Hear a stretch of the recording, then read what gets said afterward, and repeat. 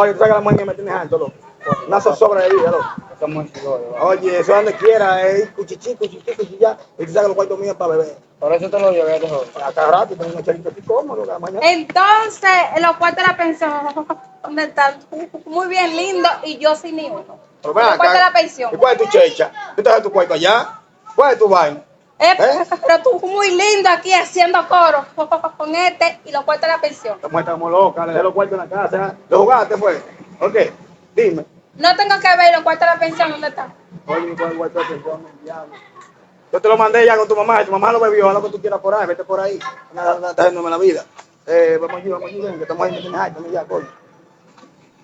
Así habemos hombres que descuidamos nuestras familias por andar en la calle tomando y buscando mujeres, pero no sabiendo que eso es nuestra perdición.